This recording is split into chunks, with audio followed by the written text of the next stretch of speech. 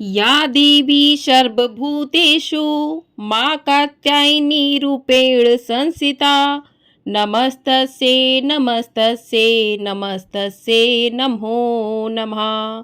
ओम दुर्गाय नमः। आप सभी को नवरात्रि के छठे दिन की हार्दिक शुभकामनाएं। आप सभी पर मां कात्यायनी की कृपा सदैव ही बनी रहे। मां दुर्गा के छठवें स्वरूप का नाम कात्यायनी है। तो नवरात्रि के छठवें दिन मां कात्यायनी का पूजन किया जाता है।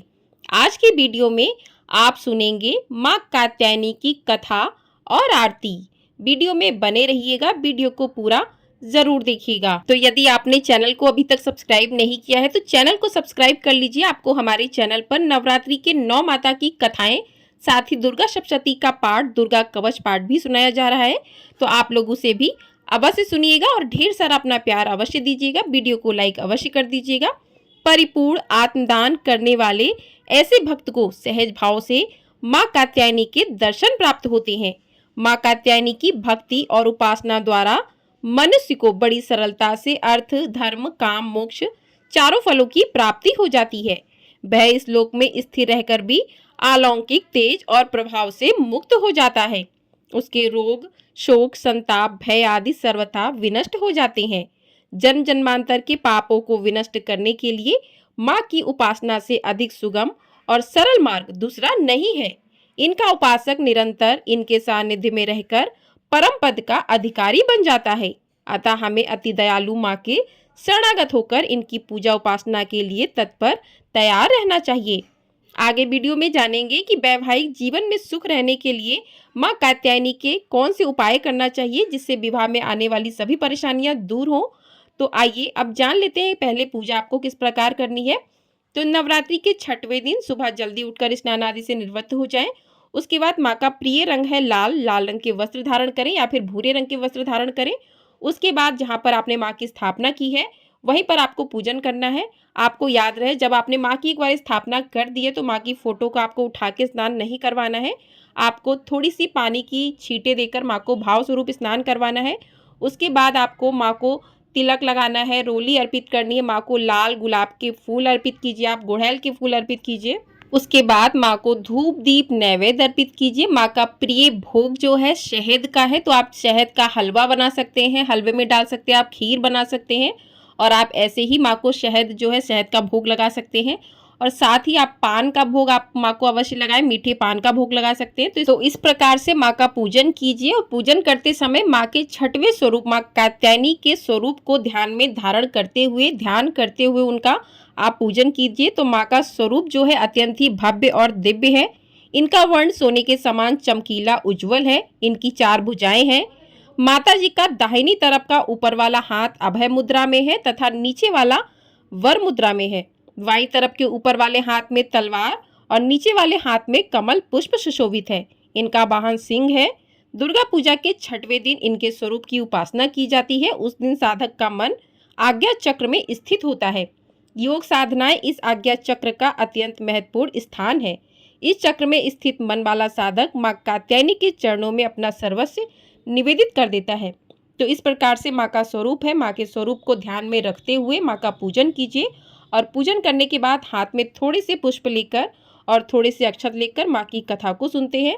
तो चलिए मां की कथा को प्रारंभ करते हैं। पौराणिक कथा के अनुसार कत नामक एक प्रसिद्ध महर्षि थे।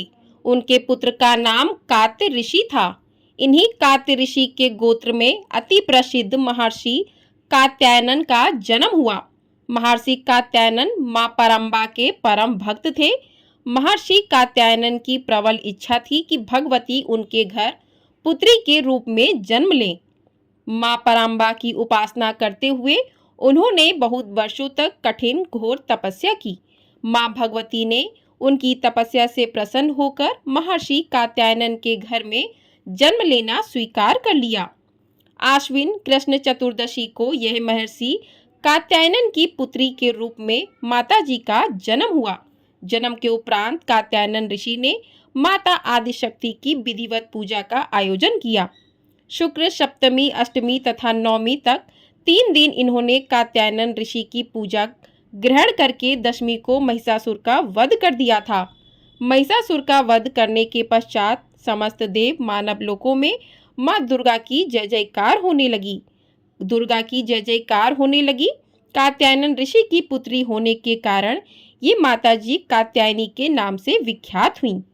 अब आइए सुनते हैं माँ की दूसरी कथा। दूसरी पौराणिक कथा के अनुसार जब दानव महिषासुर का अत्याचार पृथ्वी पर बहुत बढ़ गया, तब भगवान ब्रह्मा विष्णु महेश तीनों ने अपने अपने तेज का अंश देकर महिषासुर के विनाश के लिए एक देवी को उत्पन्न किया। महर्षि कात्यायन ने सर्वप्रथम माँ कात्यायनी की पूजा की। इसी कारण से यह कात्यायनी कहलाई। माँ कात्यायनी अपने भक्त को निश्चित फल प्रदान करती हैं। भगवान कृष्ण को पति रूप में पाने के लिए ब्रज की गोपियों ने इन्हीं की पूजा कालिंदी यमुना के तट पर की थी। ये ब्रज मंडल की अधिष्ठात्री देवी के रूप में प्रतिष्ठित हैं। भगवान श्री कृष्ण ने भी माता कात्यायनी की पूजा की थी। बोलिए माँ कात्यायनी की जय। तो इस प्रकार से माता कात्यायनी की कथा पूर्ण होती है।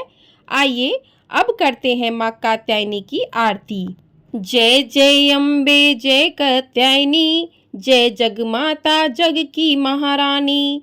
बैजनाथ स्थान तुम्हारा, वहाँ वरदाती नाम पुकारा। कई नाम है कई धाम है, यह स्थान भी तो सुख धाम है। हर मंदिर में ज्योत तुम्हारी, कहीं योग श्री महिमा न्यारी। हर जगह उत्सव होते रहते, हर मंदिर में भक्त है कहते। कात्यायनी रक्षक काया की, ग्रंथि काटे मोह माया की।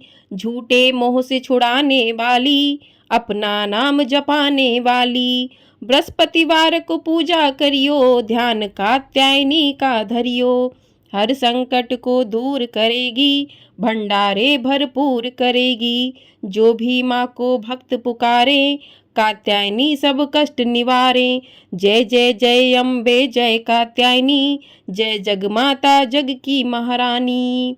बोलिए माँ कात्यायनी की जय। तो इस प्रकार से माँ की कथा और माँ की आरती पूर्ण होती है। उसके बाद माँ से क्षमा प्रार्थना करें कि पूजा में यदि आपसे कोई गलती कोई भूल चूक हो गई है तो हे माँ कात्यायनी मुझे क्षमा कीजिए। तो इस प्रकार से आपका 6वें दिन का माँ कात्यायनी का पूजन और कथा आरती पूर्ण होती है। उसके बाद आप दुर्गा सप्तशती का पाठ कर सकते हैं, दुर्गा चालीसा का पाठ कर सकते हैं, दुर्गा कवच का पाठ कर सकते हैं। तो नवरात्रि के 9 दिनों में आप ये सभी पाठ कर सकते हैं। माँ की कृपा को प्राप्त कर सकते हैं। और 6वें दिन आप जो है माँ कात्यायनी की पूजा, अगर आप जल्दी विवाह चाहते हैं, विवाह में कोई बाधा है, तो आप माँ कात्यायनी की संध्या होने के कुछ समय पहले पीले वस्त्र धारण करें और माँ कात्यायनी के समक्ष घी का दिया जलाएं और उन्हें सुगंधित पुष्प अर्पित करें। इसके बाद 3 कच्ची हल्दी की गांठ भी माँ को अर्पित करें। ऐसा करने से विवाह में जो भी अड़चनें आ रही हैं वो दूर होती हैं और माँ कात्यायनी की कृपा से विवाह जल्दी होता है। इसके लिए आप मंत्रों का जाप भी कर सकते हैं। कात्यायनी महामाये महायोगिन्यधीश्वरी, नंद गोप सुतम देवी, पति में कुरुते नमः। इस मंत्र का आप जाप करते हुए इस प्रकार से इस उपायों को करें तो ऐसा करने से माँ कात्यायनी अपने भक्तों पर कृपा बनाती हैं और जो भी विवाह में परेशानी है उसे माँ दूर करती हैं। तो आशा करती हूँ आपको वीडियो पसंद आई होगी। तो वीडियो आपको पसंद आई है, वीडियो को लाइक शेयर, चैनल को सब्सक्राइब ज़रूर कर दीजिएगा। आपको हमारे चैनल पर माँ कात्यायनी की संपूर्ण पूजा विधि, साथ ही प्रार्थना मंत्र, ध्यान मंत्र, जो भी बीज मंत्र है माँ के वो, और माँ के प्रिय पुष्प रंग कौन से हैं, क्या भोग प्रसाद माँ को अर्पित करना चाहिए, इसकी वीडियो भी पड़ी है। तो आप लोग उसे भी जाकर अवश्य देखिएगा। जय माता दी।